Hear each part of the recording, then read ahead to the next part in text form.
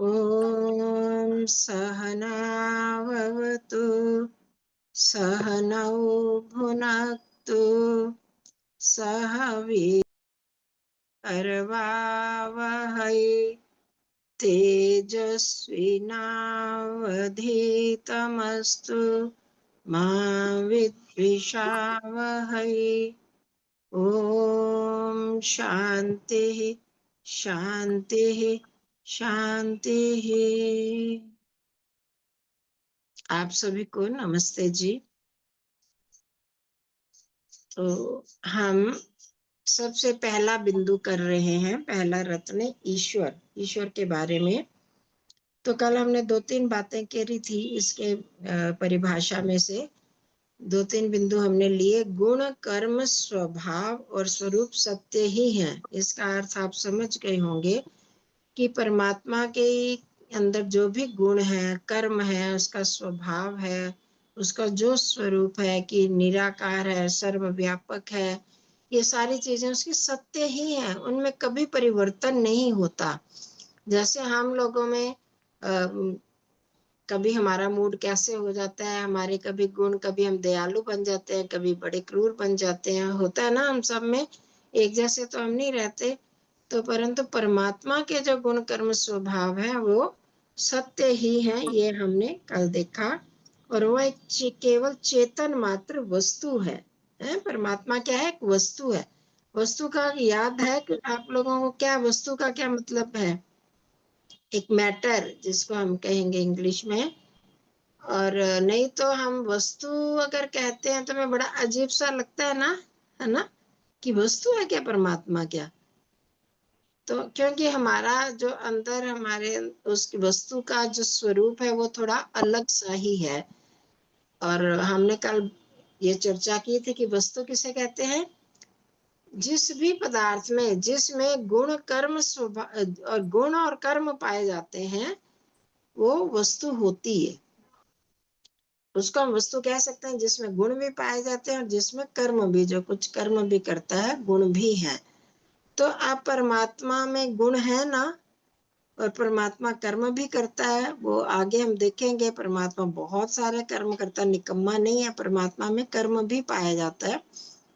वो सृष्टि संसार को, सृष्टि को, सबको बनाने वाला, हम सबके शरीरों को बनाने वाला परमात्मा, सबको जोड़ने वाला हो गया। इस सृष्टि का पालन कर रहा है, कैसे सूर्य, चंद्रमा, पृथ्वी, इन सबको धारण किए हुए है।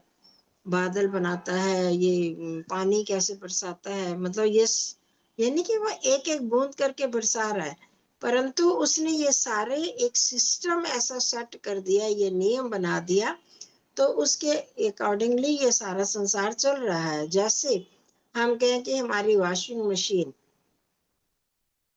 एसी, ये जो चीजें हैं ये किसने बनाई, फिर कौन चला रहा है? जिन्होंने ये सारे प्रोग्रामिंग की है, ये सिस्टम बनाया है, तो हम तो सिर्फ ऑन कर देते हैं और कहते हैं कि हमने चलाया। तो परंतु वो चल कैसे रहा है?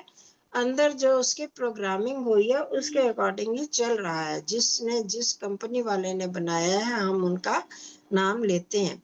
तो इसी तरह परमात्मा ने भी वो सेटिंग कर दी है कि इतने टेम्परेचर पे पानी नीचे बरसेगा, इतना टेम्परेचर रहेगा, इतना दाब रहेगा, उसका प्रेशर रहेगा वायु का, तो बर्फ बन जाएगी, उसके ओले बरसेंगे, वो बर्फ बनेगी, वो पानी में बदलेगा। ये सारा सेटिंग परमात्मा ने कर दी, हम लोगों ने किसी ने नहीं की, ये वही कर सकता है। और इसलिए सूर्य किस प्रकार से ही घूमता रहेगा बिना किसी सहारे के। इतना करोड़ों करोड़ों टन से भी बड़ा जो सूर्य, पृथ्वी से 13 लाख गुना सूर्य, इतने बड़े बड़े जो ग्रह नक्षत्र हैं वो कैसे बिना उसके एक दूसरे के ग्रेविटेशनल फोर्स से, एक दूसरे की फोर्स से कैसे टिके हुए हैं, ये सारा जो नियम है वो परमात्मा ने बना दिए। अग्नि, अग्नि का काम है गर्म पकाना, प्रकाश देना। जल का काम क्या है? ये सब की ये जो प्रॉपर्टीज है ये निश्चित करने वाला परमात्मा, और उस हिसाब से संसार चल रहा है। तो इसको हम कहते हैं कि उस परमात्मा ने बनाया भी, उसको मेंटेन भी कर रहा है, और फिर जब बाद में उसका डिस्ट्रॉय जो करता है, जिसको हम प्रलय कहते हैं, वो भी वो करता है। तो ये सारे काम परमात्मा करता है, तो इसलिए हम उसको वस्तु कहते हैं। समझ में आ गई आपको वस्तु किसको कहते हैं? तो अब आगे हम लेते हैं तीसरा बात, जो अब आगे क्या आ गया? सबसे पहले गुण की बात थी ना, जिसके गुण कर्म स्वभाव और स्वरूप सत्य ही है। तो परमात्मा के गुण क्या है वो आ रहे हैं सबसे पहले। उसके गुण क्या है? जो अद्वितीय, सर्वशक्तिमान, निराकार, सर्वत्र व्यापक, अनादि और अनंत आदि सत्य गुण वाला है। उसमें ये बहुत सारे गुण हैं, पर कुछ गुणों को लिया गया यहाँ पर, सभी गुणों को तो नहीं लिया जा सकता। एग्जाम्पल के तौर पर कुछ गुण लिए जिससे हम समझ पाए।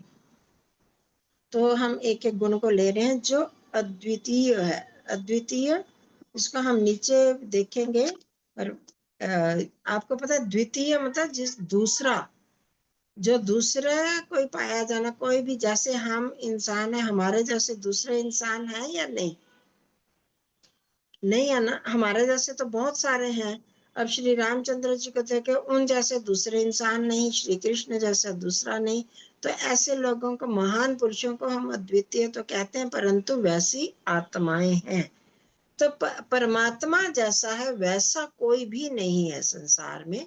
संसार में क्या, दूसरे लोकों में कहीं पर भी हम सोचे तो परमात्मा अपने आप में एक ही है। आपने हर एक से सुना होगा परमात्मा कितने हैं?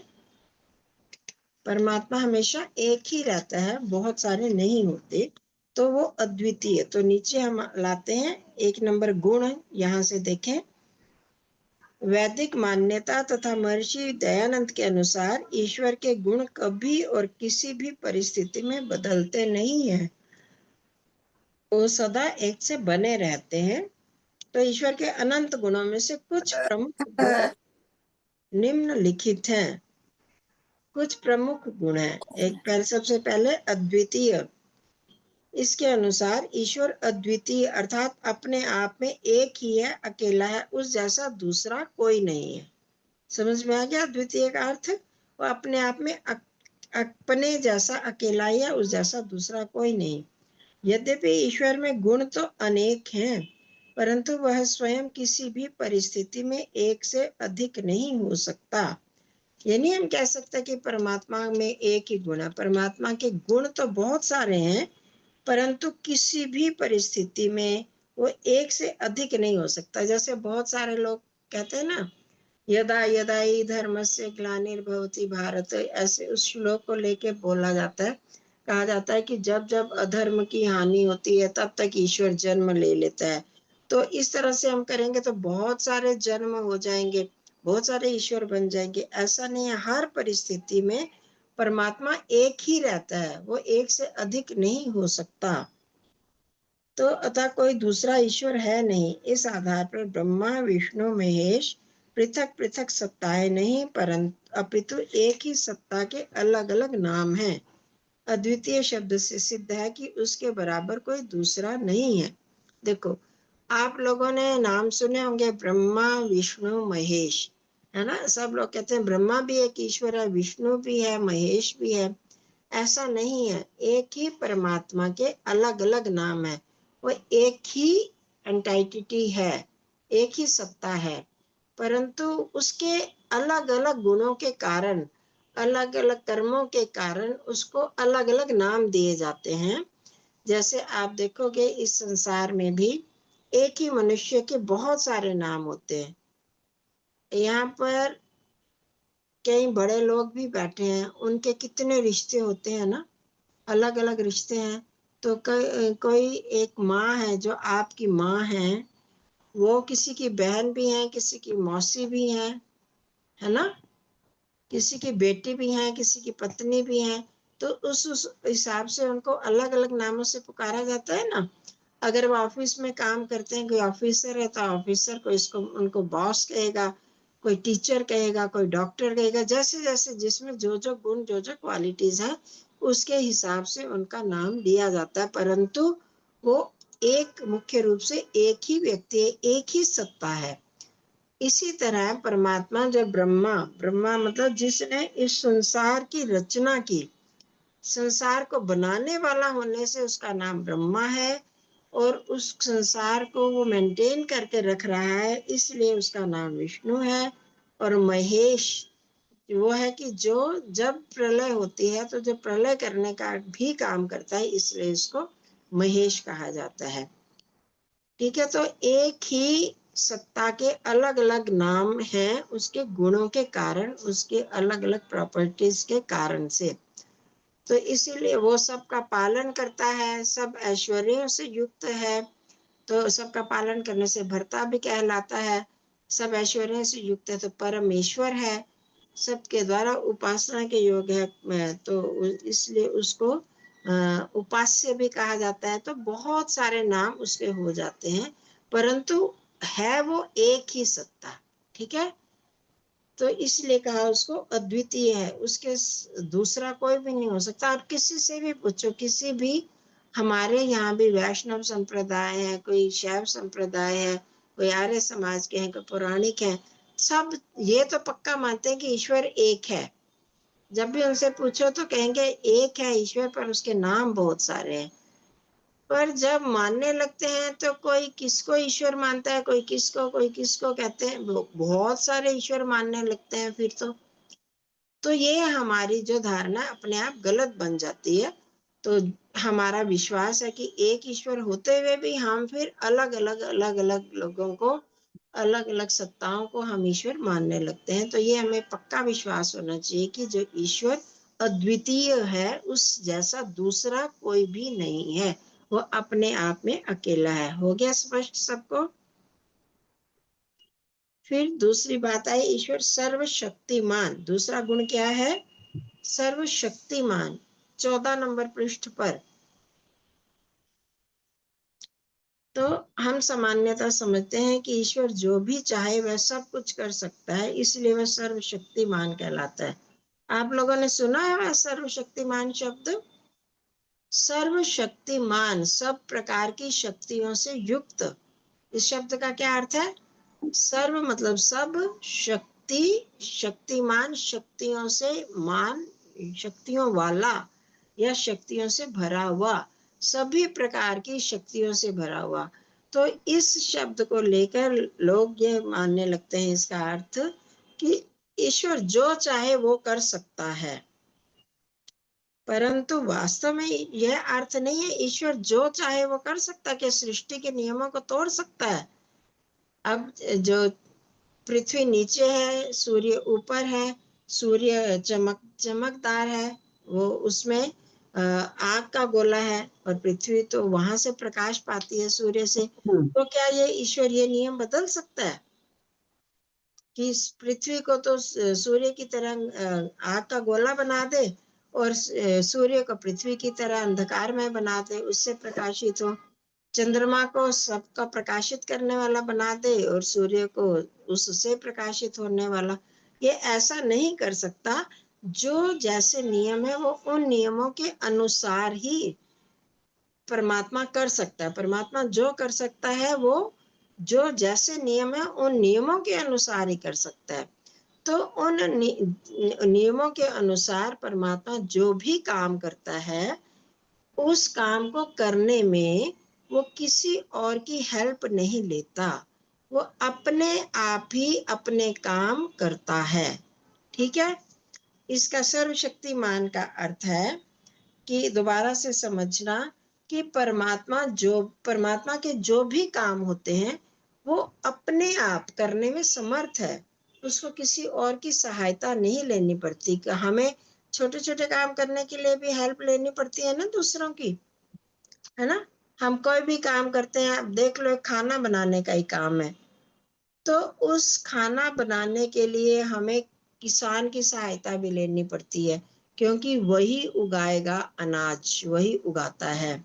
फिर उसके बाद वो जो काटते हैं उनकी सहायता, फिर उसके लिए उस अनाज को, जैसे गेहूं को ही हम मान लेते हैं, तो गेहूं को पीसने के लिए हमें दूसरी की सहायता, चावल है, धान है, तो धान के छिलके उतारने के लिए किसी और की सहायता लेनी होती है।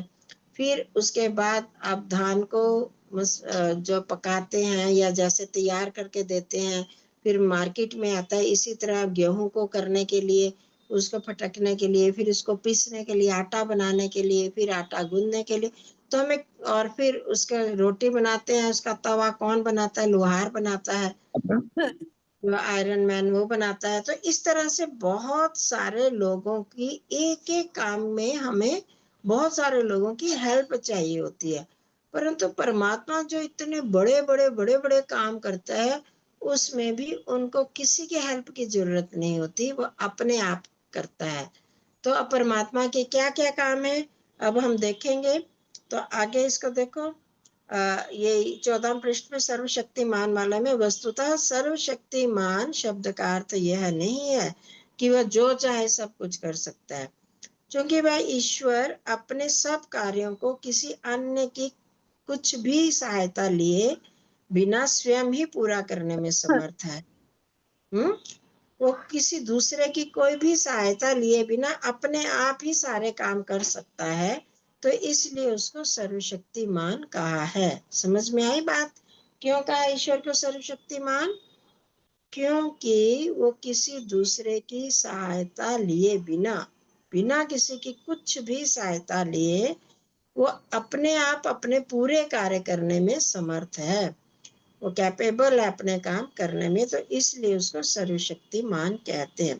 अब हम देखें ईश्वर के काम है क्या, वो करता क्या है? ईश्वर के मुख्य काम कार्य सृष्टि की रचना, इस सारे संसार को बनाना, केवल पृथ्वी नहीं बनाना, पूरा वायुमंडल, पूरे ग्रह नक्षत्र जितने और भी गैलेक्सीज है, सारे संसार को बनाना, फिर उनको पालन करना, उनको मेंटेन करके रखना, फिर उनका संहार करना, डिस्ट्रक्शन करना, तथा जीवों के कर्मों का फल देना है। हम जितने भी इंसान, हम जितने भी काम कर रहे हैं, उन सब कर्मों का फल, अच्छे कामों का अच्छा फल, बुरे कामों का बुरा फल, वो कैसे फल देना, किसको कहाँ पैदा करना है, किसको इंसान बनाना है, किसको जानवर बनाना है, किसको पक्षी बनाना है, इस तरह से सारे जो हमको फल मिलते हैं कर्मों का फल, तो ये सारे कर्मों का अर्थात पुण्य पाप कर्मों के अनुसार सुख दुख को देख की व्यवस्था करना, ये सारे काम परमात्मा करता है, अपने आप ही करता है। देखो, आप इमेजिन करो, हम यहाँ पर बैठे हैं, हम क्या अभी एक साथ सबके कर्मों को देख सकते हैं? हम इकट्ठे बैठे हुए भी हम सब को नहीं देख सकते कि कोई उसके अपने अंदर क्या सोच रहा है, क्या कर रहा है। हमारे घर में भी जो लोग रहते हैं, हम उनको भी नहीं देख पाते, हमें वही नहीं पता चलता एक कमरे से दूसरे कमरे में कोई क्या कर रहा है, हमें वही नहीं पता चलता। पर जो ईश्वर रूपी सत्ता है, वो मैम एक क्लास किस टाइम से हो रही है? हम्म मैम क्लास किस टाइम से शुरू हो रही है? हो चुकी है क्लास शुरू। मैम नहीं, आप आधे पे आ गए ना, तो 7:30 नहीं बजे ना अब तक। मैं सोच रही क्या पता 7 बजे से शुरू हो रही हो। हाँ नहीं, 7 बजे से हुई है ना शुरू, मैंने तो 7 बजे कहा था उनको, उन्होंने गलती से कह दिया आप लोगों को 7:30। Okay ma'am. हाँ जी, कोई बात नहीं, आपका जितना छूट गया, यस मैम। हाँ आप इसमें रिकॉर्डिंग में सुन लेना, ठीक है? Okay ma'am. हम्म तो मैं आपको, आपके सोच रहे होगे तो क्या हो गया फिर, जो भी काम कर रहा है परमात्मा एक साथ कैसे कर, क्यों मतलब कर लिया तो इसमें क्या बहादुरी होगी? तो वही बहादुरी आपको बता रही हूँ कि कैसे परमात्मा एक साथ सभी को देख रहे हैं। अब मैं भी जो काम कर रही हूँ वो भी उनको पता है, मैं मन में क्या सोच रही हूँ वो भी पता है, जो हम बाहर से काम कर रहे हैं वो भी पता है, जो हम बोल रहे हैं वो भी उनको पता है। और सिर्फ मेरा नहीं, आपका भी, और लोगों का भी, जो अमेरिका में बैठे हैं उनका भी, जो पाकिस्तान में बैठे हैं उनका भी, जो भारत के किसी भी स्टेट में बैठे हैं वहां भी, गल्फ कंट्रीज में, सब जगह ही परमात्मा को पता चल जाता है कि इस समय कोई क्या कर रहा है। और उसके कौन कौन से कर्म का फल दे दिया है और कौन से कर्म का फल देना है, कौन से जानवर हैं जिनको कौन से कर्मों का मिल गया, मतलब इस तरह से सबका हिसाब उसको एकदम पता चल जाता है। जबकि हम तो एक दो बंदों का भी नहीं पता लगा सकते, तो एक साथ ही करोड़ों हम कहीं इंसान हो गए, नहीं खरबों इंसान है ना, अरब अरबों की संख्या में है। और फिर उसके बाद कीड़े मकोड़े, अब किस कीड़े को की मृत्यु हो गई तो उसको कहाँ पर जन्म देना है, शेर चीते हाथी बंदर, जितने जितने अलग अलग जातियां हैं, उन सबको कहाँ कहाँ पर जन्म देना है, कैसे जन्म देना है, उसके कौन से कर्म शेष बचे, ये सब परमात्मा को पता चलता है ना। हैरानी की बात, हम तो नहीं जान सकते ना। मैंने आपको अभी भी बताया, तो हम तो एक इंसान के भी कर्म को अच्छी तरह नहीं जान सकते कोई क्या कर रहा है। तो इस तरह से वो जो परमात्मा सबको एक साथ उसके किस किस कर्म का क्या फल देना है वो सारा हिसाब किताब रखता है, और किसको कहाँ जन्म देना ये भी उसको याद रहता है। तो ये सारे कर्म वो अपने आप करता है, इसलिए उसको सर्वशक्तिमान का है। उसको कोई उसका, जैसे हमारे प्रधानमंत्री हैं, इनके आगे तो बहुत सारे आगे और मिनिस्टर है ना, छोटे छोटे छोटे, फिर उसके बाद और काम करने वाले, कहाँ कहाँ तक पूरी मिनिस्ट्री में बहुत सारे वर्कर्स फैले होते हैं। पर परमात्मा का कोई वर्कर नहीं है, वो सब काम अपने आप करता है, किसी की सहायता नहीं लेनी पड़ती उसको। अब संसार बनाया उसने, जब कुछ भी नहीं था संसार में, सिर्फ छोटे छोटे सत्वरज स्तंभ के, जिसको मैंने पीछे आपको बताया था, उसके पार्टिकल्स, इसको एटम्स बोलेंगे, माइन्यूट एटम्स। सिर्फ वही एटम में से उन एटम्स को मिलाकर किससे क्या बनाया, किससे क्या बनाया हमारे शरीर में देख लो।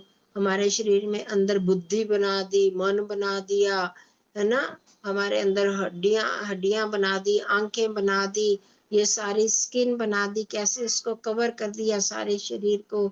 उसके अंदर ब्लड बनाया, प्लाज्मा बनाया, बोन मैरो बनाए, कैसे कैसे ये बनते हैं।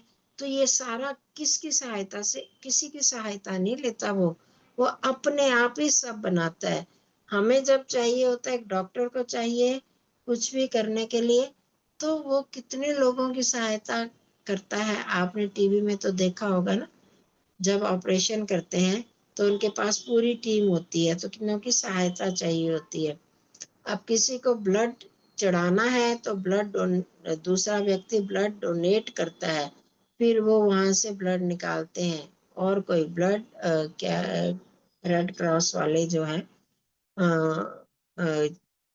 क्या उसको बोलते हैं, ब्लड इकट्ठा करने वाली जो अलग यूनिट होती है, फिर वहां से वो खून लेते हैं। तो सबको बड़े लोगों की सहायता चाहिए होती है, परंतु परमात्मा को बड़े से बड़े काम करने के लिए भी किसी की हेल्प नहीं चाहिए। इस जमीन पर कितने छोटे छोटे छोटे छोटे कीड़े मकोड़े को पैदा करना है, और ऊंचे तक सूर्य बनाना, चंद्रमा बनाना और ग्रह नक्षत्र बनाना, वहां अलग अलग तरह के पक्षी बनाना, और क्रीचर्स तरह तरह के बनाता है। तो उनको तो हम जान भी नहीं सकते, इतने ज्यादा बनाता है परमात्मा। तो उन सब को अपनी बुद्धि से अपने आप ही बनाता है, समझे, तो इसलिए उसको सर्वशक्तिमान कहा गया है। अब आगे एक और काम है, वेद ज्ञान प्रदान करना भी ईश्वर का ही कार्य है। आपको बताया था जो लोग पहले से ज्वाइन कर रहे हैं, कि वे ईश्वर जो है वेद ज्ञान देता है, वेदों का ज्ञान परमात्मा ने प्रदान किया, तो वो भी ईश्वर का ही काम है, क्योंकि उसमें लॉजिक देखिए, कोई ऐसे गप्पों की बात नहीं है। जब परमात्मा ने ये संसार बनाया, ये सृष्टि बनाई, तो सारी नॉलेज तो उसी को थी ना। जब उसने संसार बनाया तो कोई मनुष्य तो पैदा ही नहीं हुआ था, उसको कैसे पता चलेगा ये चीज क्या है, ये इसको कैसे यूज करना है, ये चावल है, गेहूं है, ये पानी है, ये हवा है, किसको कैसे यूटिलाइज करना है। तो अब ये पृथ्वी है, तो पृथ्वी पर कैसे अनाज उगाया जाता है, तो ये सब चीजें कोई बताने वाला होगा तो तभी तो हम कर पाएंगे। जैसे आपको एग्जाम्पल दिया था कि हम कोई भी मशीनरी खरीदते हैं तो उसमें हमें मैनुअल मिलता है, एक कॉपी मिलती है हमें, साथ में बुकलेट मिलती है, उसमें पढ़कर ही तो हम उसको यूज कर पाते हैं। एक मोबाइल खरीदते हैं तो उसमें भी हमें, चार्जर खरीदते हैं उसमें भी हमें बुकलेट मिलती है और उसके हिसाब से हम काम करते हैं। तो अब जब परमात्मा ने इतना बड़ा संसार बनाया और किसी इंसान को पता ही नहीं था, इंसान तो अभी पैदा ही नहीं हुए थे, उसने तो सारा संसार बना दिया, सब कुछ बना के फिर इंसानों को पैदा किया। ये भी बताया था ना आपको कि अगर पहले ही इंसान बना देता तो फिर उसके लिए सारी चीजें ही नहीं थी। इंसानों से पहले उसने ये सारे ग्रेन्स, जितने भी वनस्पतियां, पेड़ पौधे बनाए, पशु पक्षी बनाए, क्योंकि सबकी जरूरत इंसान को थी। अगर ये पशु पक्षी नहीं होंगे तो इंसान की सहायता कौन करेगा? दूध पीना है पक्षी, पशुओं से, पशु जो है कृषि में हेल्प करते हैं। इस तरह से अब धीरे धीरे तो हमने मशीनरी, आजकल साइंटिस्ट लोगों ने बहुत तरह की मशीनरी तैयार कर ली है। पर पहले तो ये सब गाड़ियां नहीं होती थी ना, घोड़े पर सवारी करते थे, हाथी पर सवारी करते थे, इन्हीं पर बोझ उठाकर ले जाते थे और एक जगह से दूसरी जगह पर जाते थे, गधों पर सामान लाद के ले जाते थे। घोड़े की सवारी से ही जाते थे, दिनों दिनों और महीनों महीनों लग जाते थे। तो अब ये सारा चीजें बना लेगा परमात्मा, तब तो इंसान को बनाएगा, उसके लिए सारी तैयारी करके ही उसने फिर इंसान को बनाया था। तो अब वो ये सारी चीजें बताने के लिए उसने वेद का ज्ञान दिया कि यहाँ पर सूर्य ऐसा है, चंद्रमा ऐसा है, पृथ्वी ऐसी है, ऐसे वायु में सांस ऐसा लेना चाहिए, इस प्रकार से कृषि करो, इस प्रकार से यज्ञ इत्यादि करो, बच्चों का पालन कैसे करो, ये सारी चीजें वेदों में बताई गई हैं। तो वो ज्ञान देना भी ईश्वर का ही काम था और लोग तो कर नहीं सकते, औरों को तो कुछ पता ही नहीं था। तो उसमें से भी वो किसी की सहायता नहीं ली, उसने अपने आप ही, वो संसार के सारे लोगों की भी अगर शक्ति मिला ले तो उनसे भी अधिक वो शक्तिशाली है। इसलिए परमात्मा को कहा वो सर्वशक्तिमान। मन सर्वशक्तिमान कहलाता है। मनुष्य एवं अन्य प्राणियों द्वारा किए जाने वाले कर्मों को करने में ईश्वर बिल्कुल समर्थ नहीं है। अगर हम कहें कि ईश्वर जो चाहे कर सकता है, हम कहें कि हमारा खाना बना जाए, ईश्वर तो बना सकता है? बच्चे बताना। हम कहें हमारे घर सफाई कर जाए ईश्वर, तो कर पाएंगे? No ma'am. ईश्वर सफाई नहीं कर सकता। ईश्वर हमारा खाना बना दो, हमारे कपड़े धो दो, तो वो नहीं कर पाएगा। तो जो लोग कहते हैं ना ईश्वर जो चाहे वो कर सकता है, ऐसा नहीं है। वो अपने काम तो कर सकता है, जो इंसानों के करने वाले काम है वो नहीं ईश्वर करता है। ठीक है, ये ध्यान रखना है। अपने कामों को ही किसी की सहायता के बिना करता है, ये याद रखना है। इसलिए ईश्वर सर्वशक्तिमान कहलाता है। तो इसलिए कहा जैसे भोजन बनाना, मकान बनाना, सफाई करना आदि कार्य वह नहीं कर सकता। वो दूसरों के कामों में इंटरफियर नहीं करता है।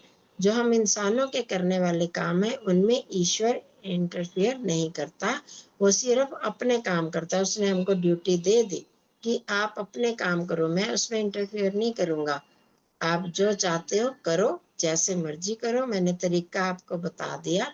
तो पर मैं अपने काम अपने आप करूंगा, उसमें कोई हेल्प कर ही नहीं सकता। संसार बनाने में कोई हेल्प नहीं कर सकता, ये ब्लड बनाने में कोई हेल्प नहीं कर सकता, ये हमारे बॉडीज बनाने में कोई हेल्प नहीं कर सकता। हाँ, इसका इलाज कर सकते हैं। परमात्मा ने ये कहा है इलाज करो, उसके लिए उसने रास्ता बताया। इलाज करना परमात्मा का काम नहीं है, वो इंसान का काम है। तो इस तरह से अपने कामों को करता है, कर सकता है ईश्वर बिना किसी की हेल्प के, तो इसलिए सर्वशक्तिमान है। ये ध्यान हमें रखना है। फिर तीसरा गुण क्या आ गया? निराकार। निराकार, आकार मतलब क्या होता है? शेप, फॉर्म, किसी चीज का आकार होना, किसी फॉर्म में। जैसे हमारा ये आकार है, पक्षियों का अलग आकार है, पक्षी पशुओं का अलग आकार है, सूर्य का आकार, चंद्रमा का आकार, सबके जिन जो जो चीजें आंखों से दिखाई देती हैं वो आकार वाली हैं, परंतु परमात्मा का आकार नहीं है, वो निराकार, उसका कोई रंग रूप शक्ल सूरत नहीं है। वेदों में लिखा सा पर्यगात शुक्र मकाम, ऐसे एक उदाहरण दिया है मंत्र का, उसको छोड़ दो। निराकार होने से ही उसका सर्वव्यापक होना भी संभव है। हम कहते हैं ना परमात्मा सब जगह रहता है, कण कण में रहता है। अगर हम ये मान लें कि परमात्मा का कोई शक्ल सूरत है, उसका आकार है, उसका शरीर है, उसका रूप रंग है, तो वो कितना बड़ा होगा, सर्वव्यापक है, तो उसका आकार वाला हो जाए अगर, तो कहाँ कहाँ पर होगा वो? सूर्य लोक से लेकर पृथ्वी लोक तक सब जगह कितना बड़ा आकार वो होना चाहिए उसका आकार। वो छोटे से छोटे परमाणु को भी पैदा वो करता है, वायरस को भी पैदा करता है। उसके लिए उसको कितना छोटा सा रूप बनाना पड़ेगा। इतना बड़ा होगा तो उसके बड़े हाथ होंगे, बड़ा पेट होगा, बड़ा शरीर होगा। तो अब छोटी चीज बनाने के लिए छोटे औजार चाहिए होते हैं, बड़ों के बनाने के लिए बड़े चाहिए होते हैं ना। इतना तो आप समझते हो, हैं? जैसे घड़ी बनाता है कोई, तो हाथ वाली घड़ी, रिस्ट वॉच, तो उसके लिए आपने देखा है कभी? उसके कितने छोटे छोटे छोटे छोटे पुर्जे होते हैं। तो उनके लिए बिल्कुल छोटे छोटे पेचकस कहेंगे या फोर्सेप्स जिससे पकड़ते हैं, उन बिल्कुल छोटी छोटी चिमटियां वगैरह होती हैं, तो उनसे पकड़ पाते हैं। बड़े औजारों से छोटी चीजें नहीं पकड़ी जा सकती, और छोटे औजारों से बड़ी चीजें नहीं पकड़ी जा सकती, है ना। तो इसी तरह जब परमात्मा ये इतना बड़ा सूर्य बनाए, तो उसको कितना बड़ा हाथ चाहिए होंगे, कितना बड़ा शरीर चाहिए होगा। अगर शरीर माने तो छोटी छोटी चीजें बनाने के लिए बिल्कुल छोटा आकार धारण करना पड़ेगा। तो क्या वो रोज बदलता रहेगा? जबकि परमात्मा सत्य ही है, उसके गुण कर्म स्वभाव हमेशा एक से रहने वाले हैं। तो इसलिए अगर वो आकार वाला हो तो हमें दिखाई नहीं देगा। इतना बड़ा होना चाहिए तो वो हमें आंखों से देखना चाहिए ना, दिखाई देना चाहिए। और इतना बड़ा हो तो सब कुछ ढक लेगा, तो फिर ये संसार कैसे चलेगा? कोई कहीं पर चल नहीं पाएगा।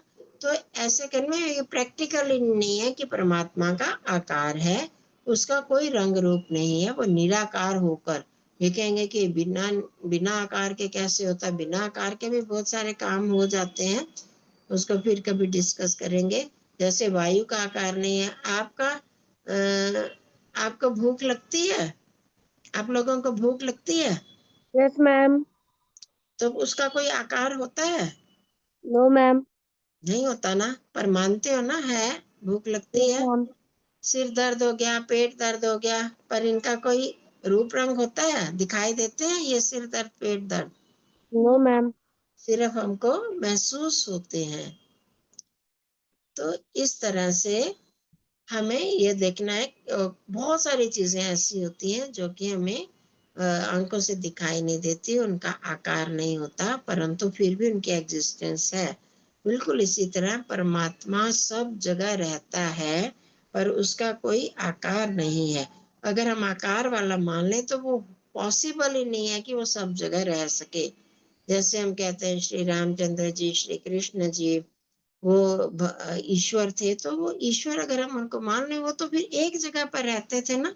जैसे आपको पता है श्री रामचंद्र जी जब सीता जी की को चुरा कर ले गया रावण, तो वो तो ढूंढते रहे। अगर वो सब जगह रह रहे होते तो फिर उनको फिर ढूंढने की जरूरत ही नहीं पड़ती, वो तो अपने आप कर लेते, एक ही जगह पर रह रहे थे। ऐसे ही जो लोग ईसा मसीह, मोहम्मद जी, अलग अलग सब अपने अपने उनको बड़ों को मानते हैं कि वही ईश्वर थे, तो वो हो ही नहीं सकते। जो ईश्वर वो होगा जो जो पैदा नहीं होता है। पैदा होने वाला होगा तो क्या होगा, उससे पहले उसको पैदा करने वाला कोई होना चाहिए, फिर उनको पैदा करने वाला होना चाहिए।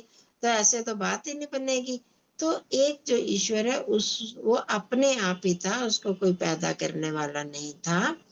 और वो निराकार था, उसका कोई भी आकार, कोई शेप, रंग, रूप, फॉर्म नहीं थी। मैम इसीलिए शायद इसलिए बोलते हैं ना कि मतलब भगवान का नाम भगवान है, मतलब मैंने कहीं सुना था बहुत पहले कि भगवान और ईश्वर अलग है।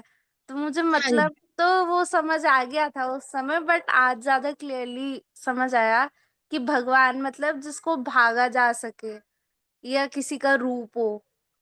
तो नहीं, देखो भगवान, भगवान और ईश्वर परमेश्वर, ईश्वर जो वो तो भगवान हो सकता है, अभी मैं क्लियर करती हूँ, पर भगवान ईश्वर नहीं हो सकता। जैसे हाँ मैम, मैं वही बोलना चाह रही हूँ कि मतलब आज मेरे को वो चीज समझ आई कि ऐसा क्यों बोलते हैं या ऐसा क्यों सुना था मैंने।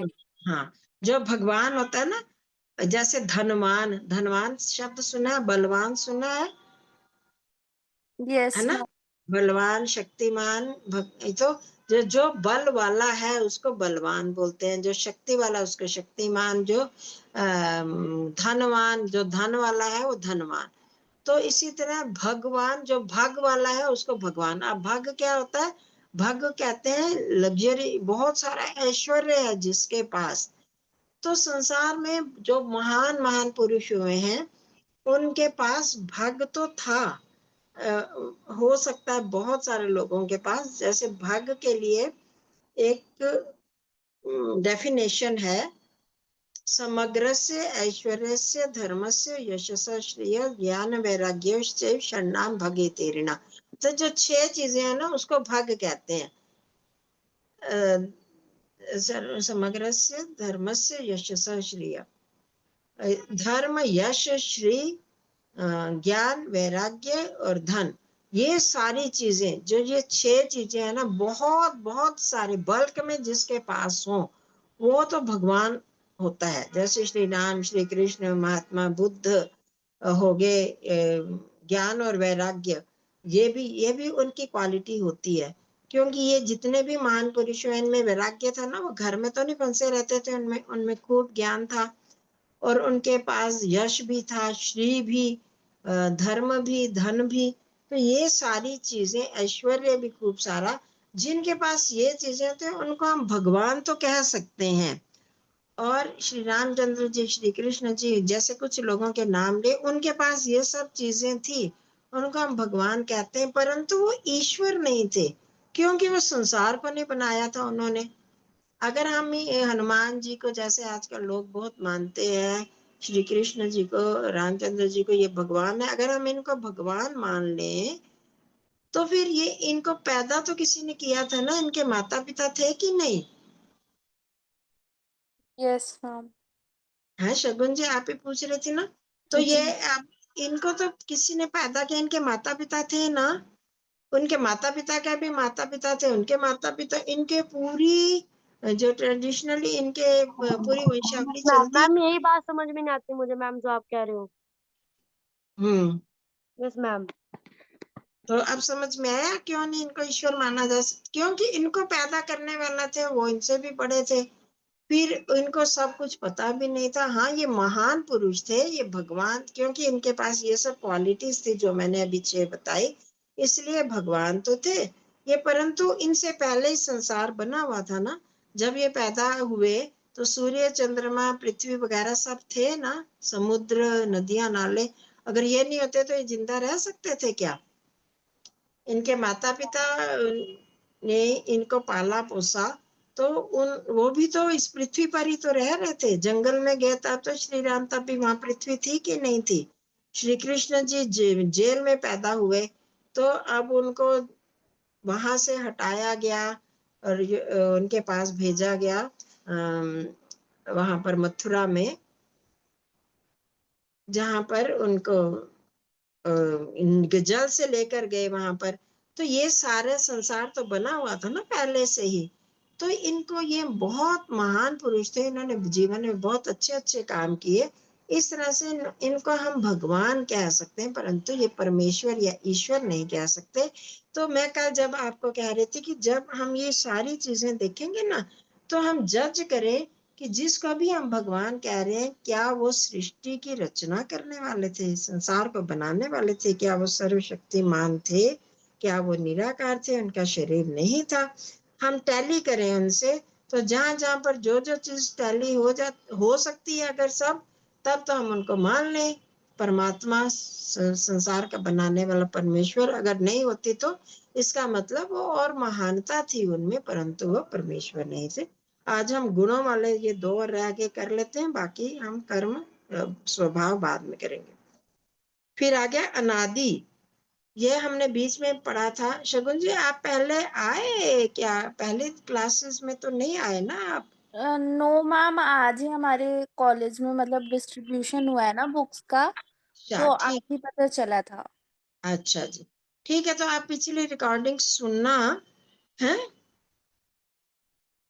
अगर आपको करना हो तो। उसमें अनादि हमने चीज पढ़ी थी। अनादि कहाँ पर है? तो उसको मतलब वहां पर जब भी अगर आपको करना होगा, अनादि, हाँ अनादि ये है 54 नंबर में और 68 पेज पे। तो वहां था कि ईश्वर, सब हम आत्माएं और जो मूल प्रकृति है जिससे संसार बना, ये सारे अनादि। अनादि का मतलब होता है, वो यहाँ पर लिखा है कि वो कभी उसका आरंभ, उसका बिगिनिंग नहीं है, बिगिनिंग लेस है, उसका कभी स्टार्टिंग नहीं होती, तो वो अनादि होता है। आदि का होता मतलब, आदि मतलब स्टार्ट होने वाला, जिसका बिगिनिंग होती है, और अनादि जिसकी बिगिनिंग नहीं होती। तो ईश्वर कब पैदा हुआ ऐसा कोई भी हम नहीं कह सकते कि तब था तब नहीं था। तो इसलिए हम ये नहीं कह सकते तब से अब तक ईश्वर है, नहीं, वो तो सदा ही था।